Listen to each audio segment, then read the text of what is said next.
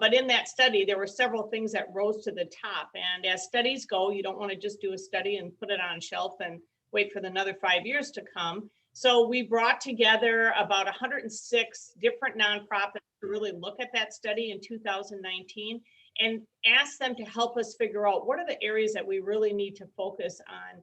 And they determined really looking at the emerging needs, the community-wide collaboration projects, really what is it and how is it that we invest in this community? So we decided we would launch a $15.5 million campaign that really focused on 6 areas. Today, we've got about 4 million raised, so we've got to start on it. But the 6 areas, environment and accessibility, education and employment, crisis and disaster relief, seniors and veterans, housing and hunger, and mental health and substance abuse. Those are the 6 areas we're really looking at. When we look at environment and accessibility, so what are we seeing as the challenges? Many of our recreational activities, including beaches and bike trails, are not accessible to people with disabilities. Climate, the change in climate patterns affecting this really delicate ecosystem we have here in Southwest Florida. And then natural disasters that really destroy trees like Irma. We really heard a lot of people talking about wanting to make sure that we put those trees back and really create that legacy for the future. And trees have a lot of impact on our environment, which I'm sure you'll hear from Donna. So our solution is, really looking at raising $2 million in this area to help establish a wetlands restoration project, collaboration with Naples Botanical Garden and the Conservancy about planting those native trees, which is an important word here, they need native trees, and then enhancing the trails and seating in parks to really help accommodate people with disabilities. Hoping to raise $2 million in this area. So far have raised $615,000 to date. Million. Sorry. Oh, sorry, thousands. Yeah, 2 million. 615,000. That was an easy thing. So today in the paper, although I don't, does anybody on this call, did it show up in your paper? Because it did not show up in ours, but we do have it online and we are talking to the newspaper to figure out where it is. But we do have the paper that we've done called Upstream Stewardship. So if you have it, that's great. If you didn't, you may see it in your paper tomorrow. I don't know, but it is online and it did go out in an email this morning. So our panel today, Rob Moore from the Conservancy. Oh, sorry. A little fast, but Rob from the Conservancy, Lisa Court, who's with the Audubon Corkscrew, and then Donna McGinnis, who's with the Botanical Gardens. And Rob is going to lead us off. So take it away, Rob. Good morning, everyone. And I just want to thank Eileen and the board of directors and the whole team at the Community Foundation, Collier County. It is a great team to work with, I have to say. I know all my colleagues feel the same way. Eileen's leadership has been amazing. And it is when we have an immediate problem, there's not a big bureaucracy to work through. We can work through things together quickly, which is really, really important. So I've been asked to sort of give an overview of the environment. My colleagues are going to go into a bit more specific areas. So I've got about 10 minutes here to walk you through what's happening, what are the challenges, the perspective on protecting our environment here in Southwest Florida. Just before we jump in, the Conservancy obviously been here 57 years. We have about 54 employees. We have interns from all over the country that live and stay and work here, excuse me, and about 600 volunteers. Like most of our colleagues here on the phone, we can't do it without our volunteers, and COVID certainly has been a challenge with restricting access to volunteers. So really, there's sort of 3 core parts of the Conservancy's focal mission in Southwest Florida, because we are regional. We cover Collier, Lee, Charlotte, Henry Glades, which is sort of the greater Western Everglades ecosystem. So, if you vision the Gulf of Mexico on one side, Lake Okeechobee, the Western Everglades, where the rivergrass sort of meets the Western Everglades, the Big Cypress. It's a huge expanse of land, and there's a lot happening in this landscape. Wildlife is obviously one of the big areas that is in focus right now. And I'm sorry to say that this year we broke new records for admissions into the Von Arx Wildlife Hospital. And I think there's a lot going on behind this number, but just to give you a sense, we treated over 4,300 animals last year at the Von Arx Hospital. That's an incredible number. When I started at the Conservancy 21 years ago, the number was closer to about 800 animals. So just as a factor of increase, you can see that we are really increasing the number of animals being admitted. Thankfully, we're also increasing the sophistication of the treatment of those animals and more successfully getting them back out into our environment. Because, one of the things that makes Southwest Florida so spectacular is the wildlife. And can you imagine in Naples going on the golf course and not seeing any ibis, not seeing any beautiful wood storks, not seeing any of the roseate spoonbills and these magnificent species? And even the species that you really can't see, that those species depend on to survive for food. So it's a whole ecosystem approach, but the admission numbers are staggering. And next slide, I'll give you a bit of perspective. This is just a bit of trend analysis. But you can see in 2010, when we opened up the new Von Arx Hospital, we were at around 24 animals, and we're getting close to doubling that number, which is quite a challenge. And this past year, with COVID restricted interns, we could not have as many interns on site in our dormitory because of the restrictions on housing. We can't double the interns up. It was a real challenge, but the team did rise to the occasion. And I'm often asked how the public can help. Number one, 262 CARE is your hotline to the Von Arx Wildlife Hospital if you see an injured animal. Number two, we want you to be part of the solution because we have a very small team. And that often just means having something like a pair of gloves, a box with holes in it, and a towel. So if you see an injured animal or a tern on the beach or an injured gopher tortoise on the side of the road, first of all, you need to stay safe first. And then secondly, rescue that animal, put it in a box, call the Von Arx Hospital, and then come on down. And that team will do its best to save that animal's life, which is what they excel at. So it really is a citizen-driven process. I think this is an area where everyone can be part of the wildlife rescue team. And you can learn a lot more by going on our website. And it really is an all-in opportunity. We also have to prevent injuries from happening. We're sort of the end of the line. Once the animal gets here, of course, we're going to take care of them. However, that can take weeks and sometimes months of rehabilitation care. We're far more interested in preventing the injury in the first place. So one of the things philanthropy has helped us with, for example, is we received a grant to put a Pelican Patrol pier person on the Naples Pier. The city of Naples has 2 part-time people, but that doesn't cover 7 days a week, 24 hours a day. The pier is open for fishing. And the Naples Pier is the #1 way our top patient injuries get injured, with fishing, hook, and line injury at the Naples Pier. It's called a hotspot, and you have 1 million people a year at the Naples Pier. And as Donna was reflecting at the gardens, we have a lot of new people coming to our community. So education and prevention is key. Next slide. So another reason why we're seeing increased admissions into the Von Arx Wildlife Hospital, of course, is our community. Who knew a year ago that the real estate market would be where it is today? I think that was a very unforeseen development. But the bottom line is we have a lot of habitat destruction and changing and alteration occurring in Collier County. The Conservancy of Southwest Florida is particularly concerned about the eastern lands of Collier County. This is the future of what the character of our community is going to be like. Are we just going to be more gated, sprawling communities like you see in this image? Or are we going to develop in a smarter way, a more compact way, a way that offsets really important panther habitat areas that we keep seeing panthers being hit on roads? Well, if we keep putting more roads in eastern Collier County, we keep building these traditional sprawling gated communities, which require a lot of taxpayer subsidies, by the way, we are simply not going to be a sustainable community. The panther certainly will not survive this.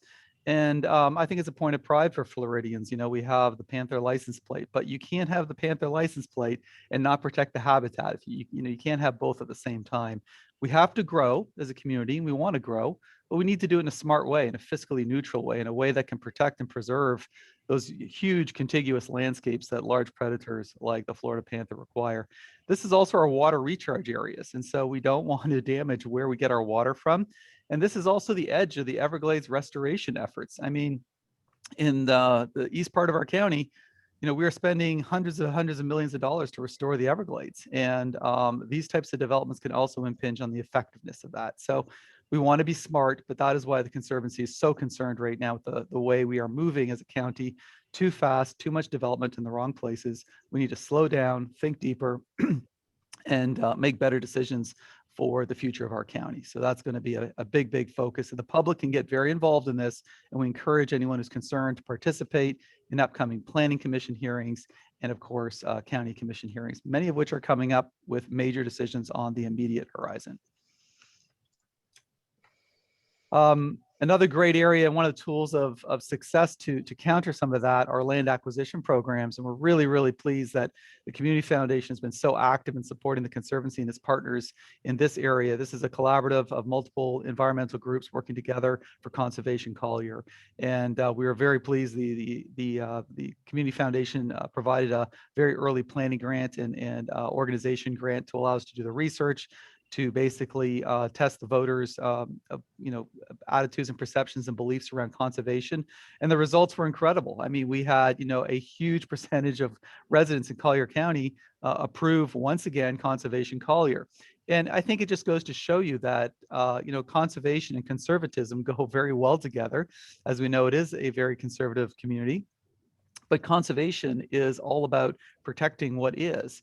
And I think people understand that we are seeing a lot of growth and development, and we need to preserve some of these urban parcels as well as the eastern lands. And so big victory there. Big shout out to the Community Foundation for investing in that. And we got it done. We had a huge majority of Collier County voters vote yes for Conservation Collier, which means we'll be able to leverage dollars and put those small and medium-sized parcels into conservation for the benefit of Collier County for decades to come. Water quality. I know this is such a hot topic, and a lot of people often say to me, gee, I haven't heard quite as much about that in the last few months. And my answer is the system is still broken. We've just gotten lucky. And if you've been reading the paper in the last few weeks, you might know that Lake Okeechobee is already at a very high level, which means when those rains start coming in, the discharges are going to go even higher than they are now. The discharges from Lake Okeechobee are one source of our water quality problems, all the nutrients that are in there. This deserves a talk on its own, but I'll try and summarize it in 1 minute. Water quality, solving that problem is like a Rubik's Cube. You have to get all the sides lined up. And that means Everglades restoration, watershed management, pollution control. It means how we grow and develop. It means things like statewide stormwater standards. It means we have to be smarter about how we dispose of chemicals in our systems. You have to get all those sides lined up in order to be able to solve that water quality problem. And really the main point I want to make here is nutrients are at the source or the root of our problems here in Collier County. We absolutely must be reducing the nutrients that flow off our grass, that come off of agricultural operations, that come out of pipes. And we have to find more innovative ways. The cheapest way to address this, I mean, people love to talk about restoration, and it's a critical part of that Rubik's Cube, but the far cheaper side, once the pollution's in the system, is very expensive to treat it. The best investment is prevention on the front end. You want to stop that pollution, that nutrient from getting in the system from the source. And that is really where we need to concentrate our efforts. It's about a 10 times more efficient way of solving our water quality woes. So it's a complicated issue, but suffice it to say, investing in science-based conservation organizations that are seeking to look at the source root cause of the problems as well as restoration, both are equally important. You just can't pick one over the other. You need all those sides aligned. And that is the way we are going to reduce the severity and duration of red tide. There'll always be red tide. That's a naturally occurring phenomenon. But the length and duration and intensity is being fed by the nutrients flowing off the land. Blue-green algae, that comes from fresh water. So you'll see that we've had problems with that in our lakes and our streams and our rivers. And that is a completely human-related problem with too much nutrients upsetting the balance. And then, as you know, we get that guacamole thick-like carpet of very ugly, smelly, and toxic to humans and animals discharges that form in our waters. So we certainly don't want to be known in Southwest Florida as the place of blue-green algae explosions, as we have been in 2016, 2017, and 2018. So a lot of work to be done here and a lot of opportunity for public engagement as well.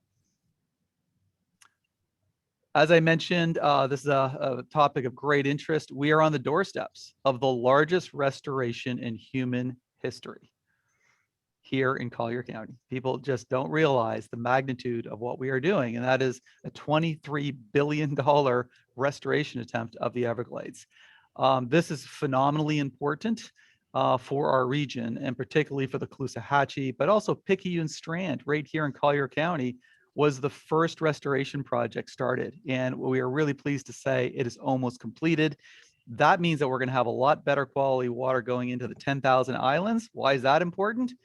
Guess what? That's where a lot of fishing takes place. A lot of our economic engine, people fly from all over the country to come fishing into the Everglades, and they come into Naples, they stay in hotels, and they employ local people. So this is a big, big part of our economy, and we absolutely need to be focused on Everglades restoration in Southwest Florida, as well as system-wide. I guess I would just say on the restoration side that we're making very good progress on getting the funding commitment. We're asking the Biden administration right now for $725 million for the Army Corps to complete some of these big projects. And the Conservancy is really, really fortunate that our one of our staff people, Marissa Caruso, is actually the co-chair for the third year of a coalition called the Everglades Coalition, which is the largest conservation coalition around a single ecosystem in the United States. And they're doing a great job speaking with a single voice in Washington, in Tallahassee, and locally. So I think if the public wants to get involved, please do. There's a lot of points of entry, including the Everglades Coalition annual conference. All right, environmental education. I mean, I think it's safe to say this is where it all starts, right?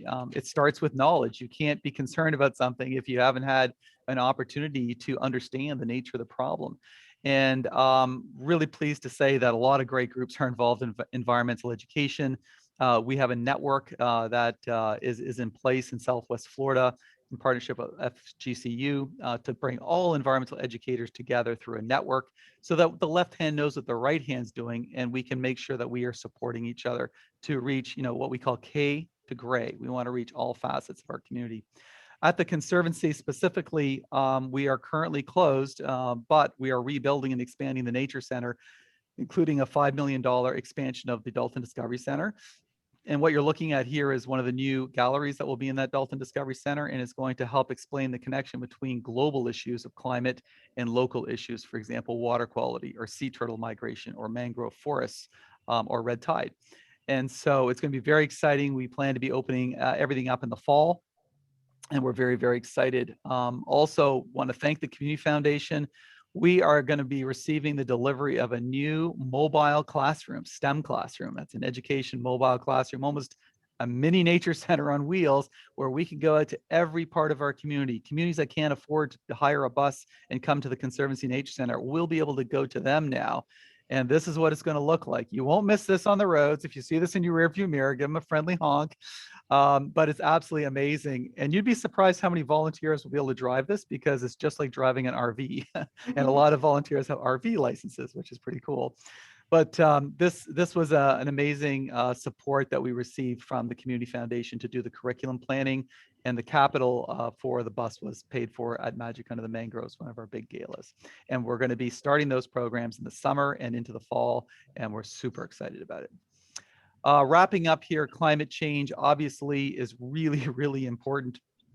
And this is probably one of the biggest initiatives we've been involved in with the Community Foundation. Again, just the vision to, often people say to me, well, what can a local area do about climate change? And the bottom line is that we're already seeing the effects of climate change in Southwest Florida.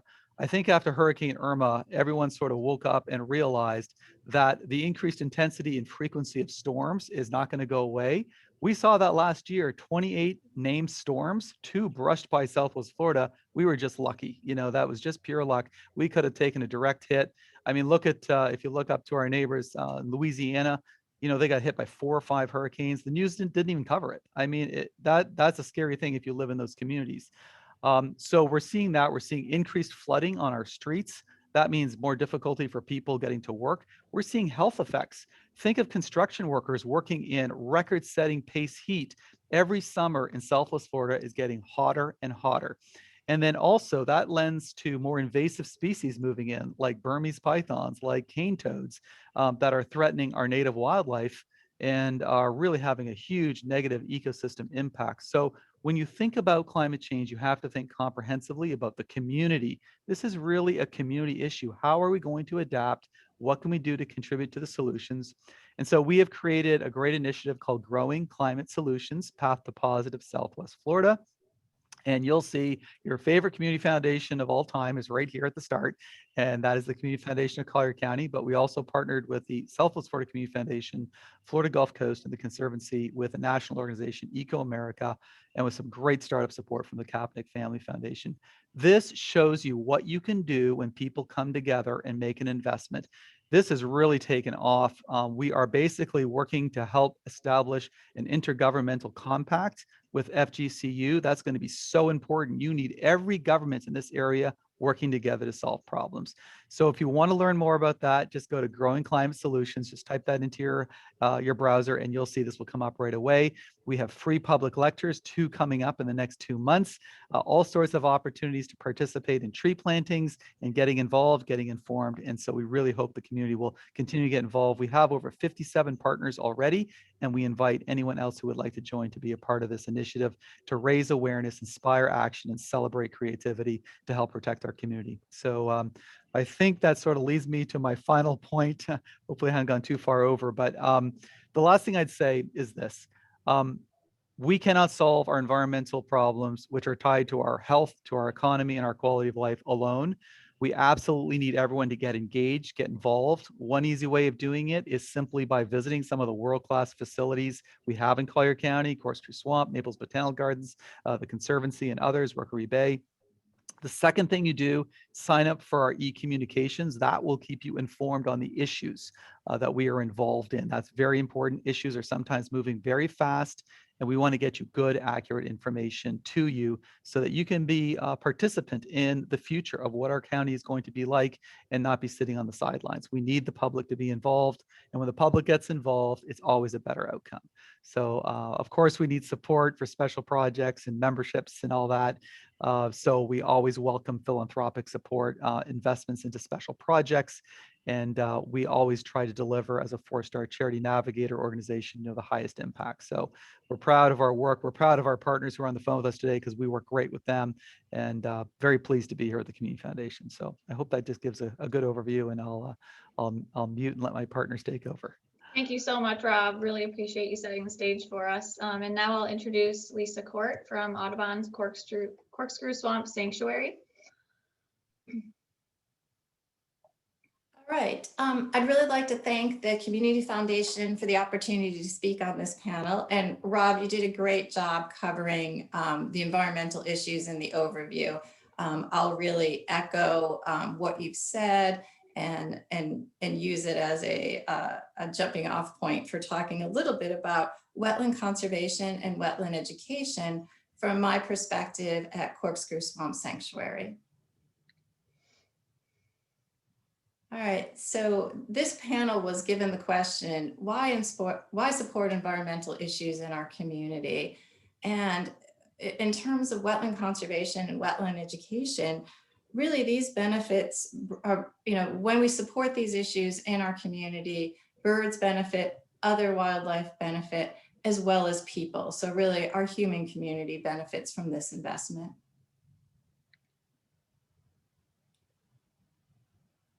So let's start with wetland conservation.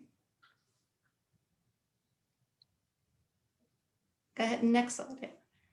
All right, so the Naples community has a long history of supporting environmental issues. Corkscrew Swamp Sanctuary was established in 1954. At this time, the Naples community raised money to purchase Corkscrew Swamp, saving it from logging. Today, the sanctuary is the largest old-growth bald cypress forest in North America, and support for environmental issues follows the tradition of the Naples community.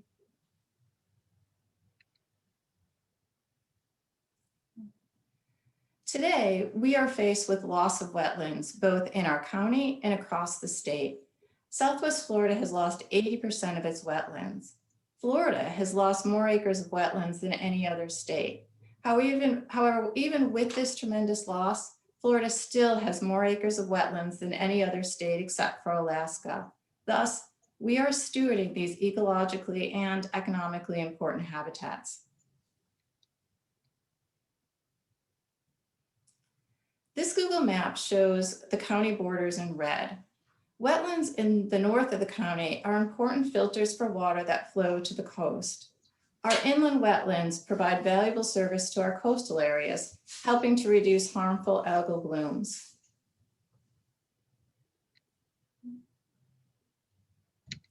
Next slide. Oh. All right. The Corkscrew Regional Ecosystem Watershed on the border with Lee County is a critical watershed in Collier County. So why are wetlands important? Next slide.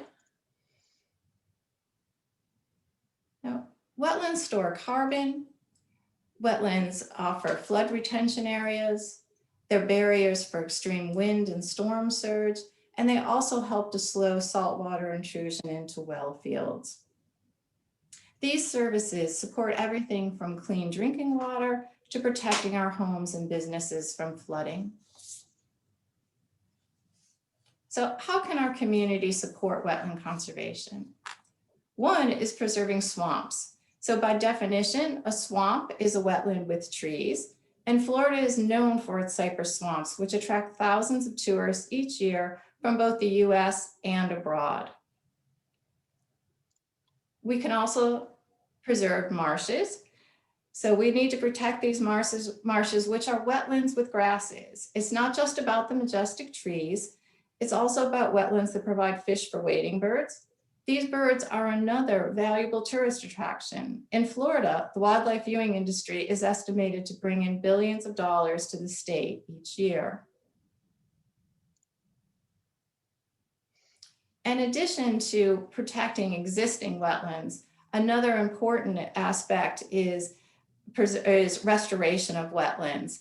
Rob mentioned the enormous wetland restoration efforts in the Everglades, and we also are doing this at a smaller scale. At Corkscrew Swamp Sanctuary, we've devised a 3-phase process where we are removing overgrown woody vegetation from wetlands, following that up with spot treatment of invasive plants, and then bringing these areas into our prescribed fire program.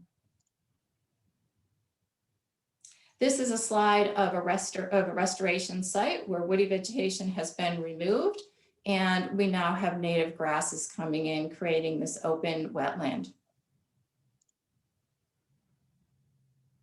I'll note that we have a goal of completing 1,000 acres by 2023. So far, we have removed woody vegetation from 670 acres, and we now have 18 acres in prescribed fire.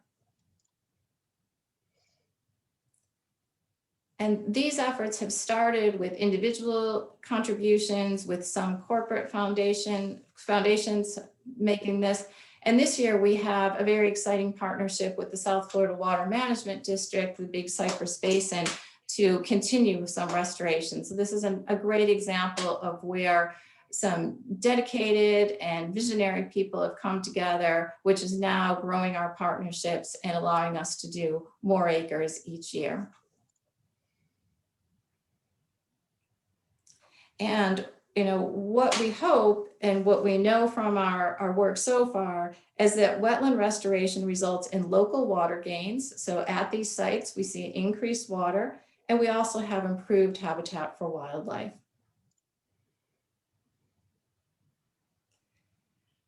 For our wetland conservation to succeed, we need robust wetland education in our community.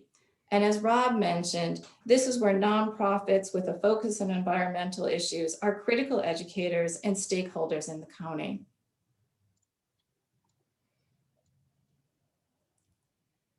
I like to use the broadest definition of education, an enlightening experience, which can happen in the classroom or in nature. It's when you marvel at something spectacular or have an aha moment. Or it can be a time when you just go out and walk in the swamp and get your feet wet. Mm-hmm. This quote captures the important environmental education that nonprofits do in our community. Education programs provide learners, whether K through 12, university students, adults, or seniors, with the opportunity to discover the native Florida environment and be inspired to manage natural resources. I think Rob mentioned the K through gray, you know, our environmental programs are really getting out there to reach everyone. And I really like this quote, and that, you know, in the end, we'll conserve only what we love, we'll love only what we understand, and we'll understand only what we are taught. And so our efforts to reach out to our community, provide inspirational learning opportunities are a wonderful investment in our community. You know, a pink bird is just a beautiful bird to see. But when you learn that the wetlands act as a grocery store for the roseate spoonbill, you really begin to understand the value of conserving wetlands. And perhaps one of the best examples of environmental education partnerships is between Collier County and the Collier County Public Schools and field trip locations throughout the county. The sanctuary hosts field trips for 2nd and 5th graders. However, all grades from 1st through 6th grade are covered throughout the county. And these field trips are based on state science and math curriculum, and they provide students with the opportunity to get out in the field and learn and hopefully be inspired. I've included this photo of a swallow-tailed kite because, as I mentioned, our hope is that students will be inspired by what they see in the field. You know, seeing a bird, seeing a bald cypress tree, these can be really transformative moments where learners, students see something and can really connect with it in a way that will lead to, we hope, better natural resource management. And I think here in our county, in our community, you know, our ability to give this little screech owl who is tucked away in the hollow of that tree a place of refuge, it really contributes to a biodiverse community. And this biodiverse community is good for birds, other wildlife, and us as the human community. And I will end with this, this slide and I think Rob mentioned this, I really wanted to echo it. A healthy environment in our county, in our community, goes hand in hand with a healthy economy. And so these two things, you know, we have tourists that are incredibly attracted to what we have here, to these beautiful natural areas, whether it's an inland swamp or it's a beach on the coast. That's what's bringing people to our community. If we can maintain a healthy environment, it has a direct benefit to a healthy economy. So thank you, and I will turn things over to Donna, one of our great partners and collaborators. I just want to give a shout out to Donna, who I'm kind of one of the newer people on the block, and she has made me feel so welcome and so part of this environmental community. And so it's a real honor to be part of this panel today. Thank you so much, Lisa. I have to say, one thing I really want to point out to everybody is the collaboration that exists among the environmental organizations in this community is really impressive. And, you know, Lisa mentioned, you know, how welcome she felt.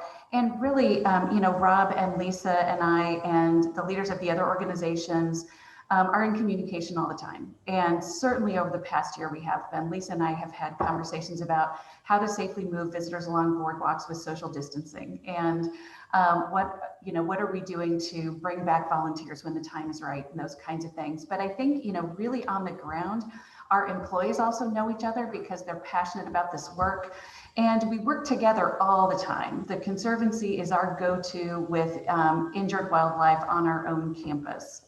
We count on Conservancy to get information out to the public like Rob talked about today. We can't replicate or duplicate that. And the same thing with Corkscrew Swamp Sanctuary. There's so much that's important about wetlands that they educate people about that we can take advantage of here at the garden in another way to reinforce that. So the other thing that happens, you know, is that the education leaders of each of our nonprofits, they actually get together on like a monthly basis. So in terms of education for schools in particular, there's a really good relationship, and, you know, which of us specialize in which parts of science curriculum. And they're keeping in touch with what's happening, what the best practices are, and how we can leverage the power of all the organizations to really maximize that. And the same thing happens really across all nonprofits in our community that have a volunteer manager on their staff. Over the past year, those volunteer managers have been meeting regularly, and they did before that, but they've really been talking a lot about safety measures of bringing volunteers back, how to keep them engaged, all of those kinds of things. So there's great connection already happening, and that lets us do so much more than we could if we were each working in our own vacuum. The garden is a fairly young organization, and so we really are, following in the footsteps of Rob and Lisa's organizations in some ways. But we do have a big audience, and so sometimes that's where we can add a lot of value. Is we can get the word out to broader circles about some of these issues and get people involved. And sometimes when a visitor comes to the garden, they may not intend to learn anything that day. They may just be after a beautiful walk in a lovely space, but they might accidentally learn something important about Florida's ecosystem while they're there. Rob made a great point about the Rubik's Cube and all of us aligning, and that's a really critical piece, and that's where we can really be successful here because of how our organizations are connected, because we know that what happens on land is what eventually happens to our water. And so at the garden, we finished construction of the last of the display gardens in 2016. So we haven't been around a really long time, but if I could have the next slide. One of the things that we've discovered and where we can add value is that we have really uncovered with our management and our research ways that in our special location in South Florida, there are specific plants and trees that we can use in our landscapes that have a lot less impact and provide a lot more environmental benefit. And so we've learned to do this on our own campus. And what we're doing now is rolling that knowledge out to local government, to landscape architects, to HOA leaders, so that we can begin to put better things in the ground that need less irrigation, less fertilizer, and can do things like hold on to the stormwater so that we can have groundwater recharge and also filter out some of those contaminants. On the next slide, one of the things that we are very grateful for is the support of the Community Foundation and trees. So thank you for that investment, because definitely this area is an area where after Hurricane Irma, we saw, as Eileen mentioned, a lot of trees go down. And this map looks at tree cover loss since about 2001. So it's about a 20-year picture, but a lot of this loss happened in Hurricane Irma. So those areas of pink are areas that are really critical for us to add tree cover back into, because we had so much devastation when Hurricane Irma happened. But it's really important to put the right trees back in and to put them in the right place. If I could have the next slide. We've known this in the science community for a while, but now there are some studies that have come out, in the most recent one in January. And this came from Royal Botanic Gardens Kew in London, which is like the mothership of botanical gardens. But you know, there are a lot of great initiatives to plant thousands of trees and millions of trees and billions of trees, but you can do more damage if you put the wrong things in, and especially if we put them in the wrong place. So here in Southwest Florida, what that means is we should not pull tree material from the north, because if we take a northern tree and we try to make it thrive here, we have to add the irrigation, and we have to add the fertilizer, and we have to add a lot of maintenance to kind of force that thing. And it's not going to be as resilient in a storm. But if we go out and we collect the seed material from things that are supposed to grow here and grow here naturally, and especially in some of our untouched wild spaces in our preserves and national parks, and if we even go out into the Caribbean, which we certainly have much more in common with the ecosystems of Caribbean islands than we do with, say, South Carolina. If we go there, we're likely to be able to put in trees that are going to be really strong in storms, that are going to be well adapted to the kinds of soils that we have here, and that are not going to need all of those inputs. And the other thing is making sure that we're putting trees in the right places. So Lisa showed this great picture of that beautiful open wetland that had been cleared of the invasive species. So we need to be sure we're putting the right trees in, but we need to make sure that we don't accidentally have a very excited group of volunteers that put trees all over that great marsh.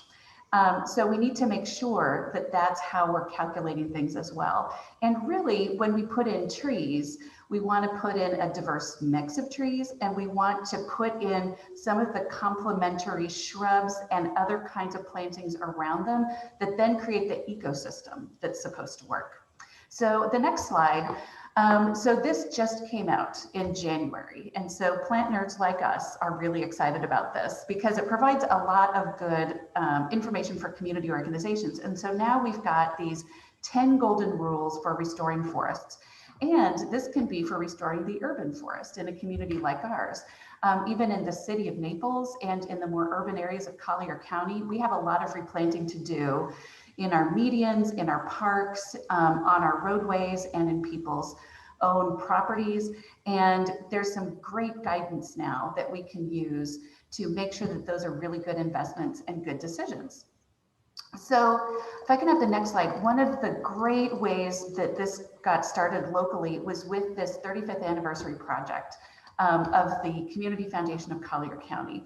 And so Eileen had this inspirational moment of trees.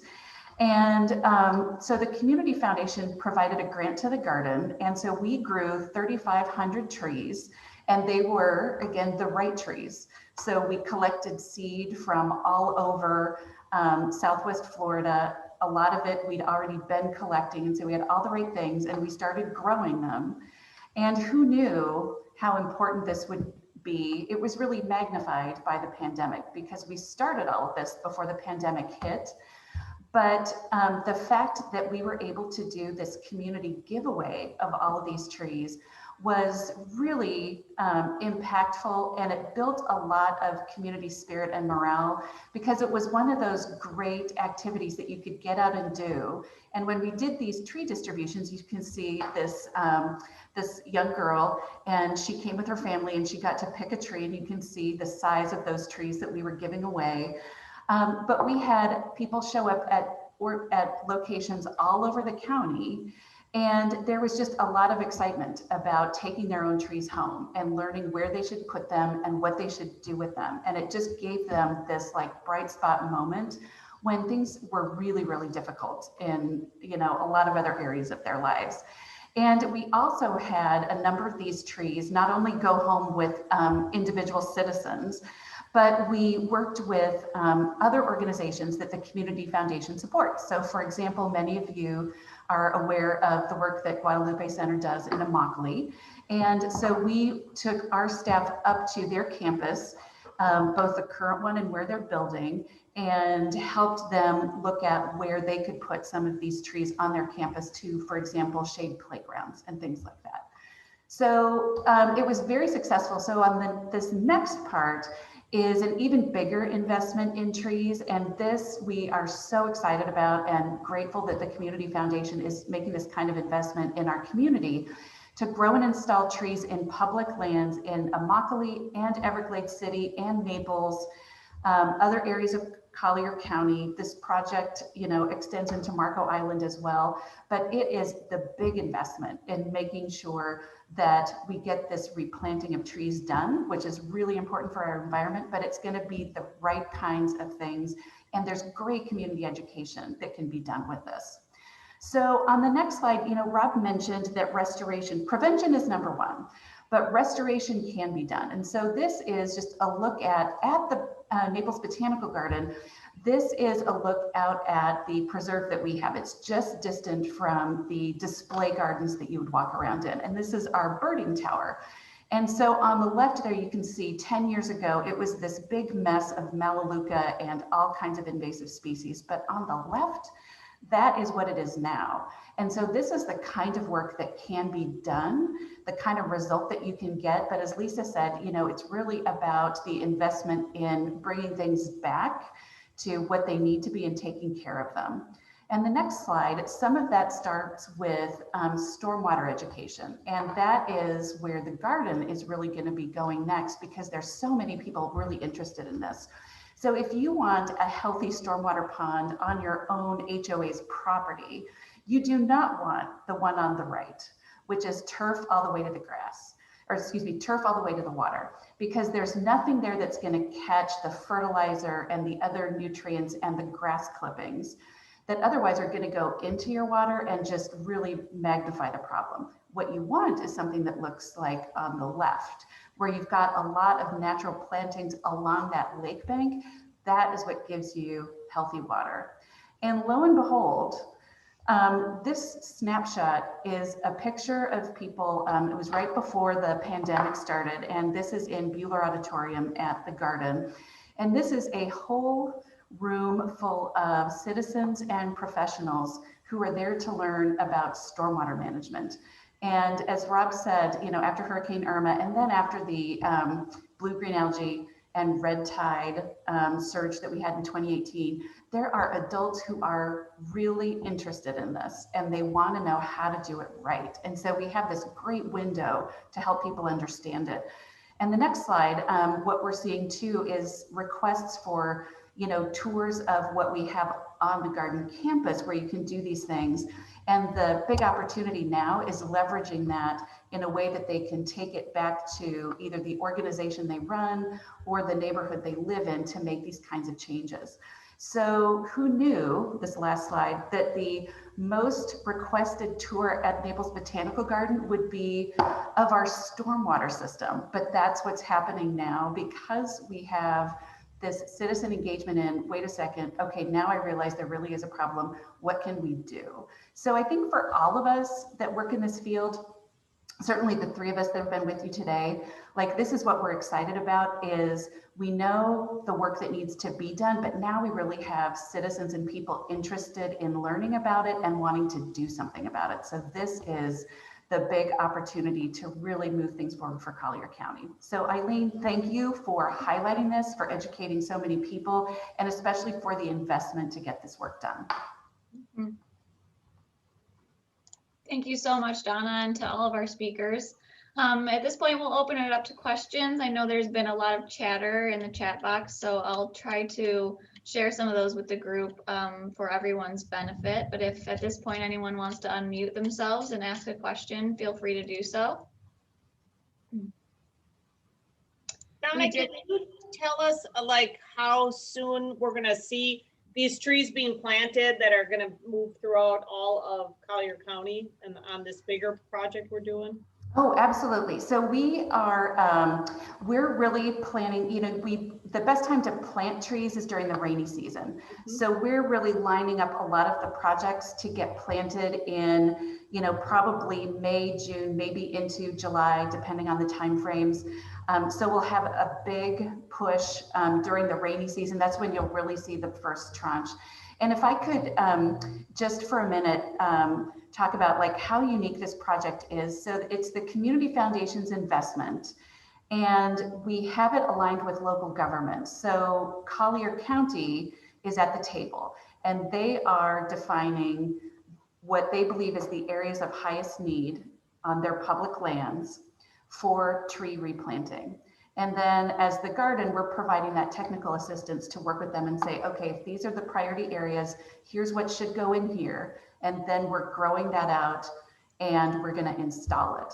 So one of the things that is hugely beneficial, in addition to putting the right trees in the right place, is that the money goes so much further when we do it this way, rather than the county going through its procurement system, which takes a lot longer and ends up with a much larger expense. Doing it this way, I think the county said their money will go about 30% further, making this kind of impact. Same thing with the City of Naples, Everglades City, Immokalee. It's really working with local governments and those citizens to say, where do you need this to happen first? And that's how it's rolling out. That isn't how most tree planting programs work. So this is a great model that has the potential to be replicated other places. question here from Van Williams. He says, we see a lot of invasive species on public land, such as Australian pine, Brazilian pepper, or Melaleuca. Are any volunteer groups working to remove these? I can answer a little bit just from our own experience. Dealing with exotics is a fairly specialized deal. It's typically not the thing, you need fairly trained people, and often there's chemical applications that you have to use to kill and spike trees. So my experience is we typically go with professional contractors. Although, we do have a group of volunteers at the Conservancy who, take care of our preserve and plant native plants as well. But Donna might have a little bit more insight into, the particulars. I know it's difficult work and has to be done carefully. Yeah, that is a great question. I don't know of any volunteer groups doing that kind of work. I see volunteer groups doing tree planting. We certainly at the garden, we have volunteers who do that kind of work on our campus and work in our preserves and do a lot of that, really heavy lifting when it comes to both restoration and then maintenance of those natural lands. But I don't know of any sort of core volunteers going out to do that. It certainly is one that would be hugely valuable, in our parks, in the public or the state and national preserves. I mean, they certainly don't have enough staff to be able to do all of the work that really could be done to maximize those acres. Mm-hmm. I'll just mention that at Corkscrew Swamp Sanctuary, pre-COVID, we have had volunteers from the Sierra Club come to help and volunteer with our management of invasive species, and that's under the supervision of our natural resource manager, who has the skill set to do that well. I don't know if they also are doing that kind of work on public lands, but we've certainly have had Sierra Club volunteers come and help in terms of our land management.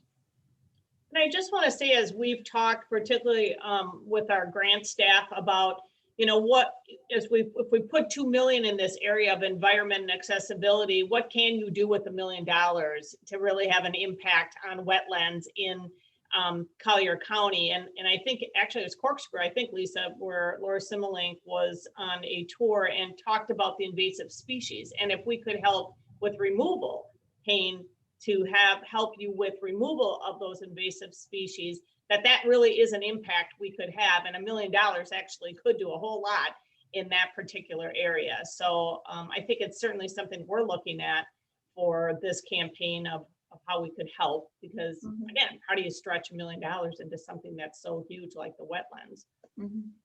Yeah, and we think of it as wetland conservation, 1 acre at a time. And every dollar we can invest in a restoration of wetlands, that's moving us forward. Correct. Yeah, no, I'd agree with that. It's important to have a targeted priority area where you can have an impact. But I would also say that, Eileen, we have to pursue policies that prevent the destruction of wetlands, because it's way more expensive to restore them than allow, look, we should not be losing 1 acre of wetland in Collier County right now. Wetlands store water, which means it helps with flooding. Wetlands purify water, which solve the water quality, and wetlands are habitat for species that we all enjoy. They have so many benefits. They're also carbon sinks for climate change. So, prevention and restoration, you got to find a balance there, because we should be stopping the destruction every quarter acre, half acre of wetland, because you just can't. Those are the most complex ecosystems on Earth. I think you just can't easily rebuild them. You can restore wetlands, of course, but it needs to be a blend. I think targeted restoration is really important at a local level. I also think prevention policies and educating the public about why we should not give up 1 acre wetland is really important as well. Good point, Rob. Several questions actually conversely asking if there is a list somewhere of native trees that are most favorable to plant personally or in HOAs or communities. So this is Donna.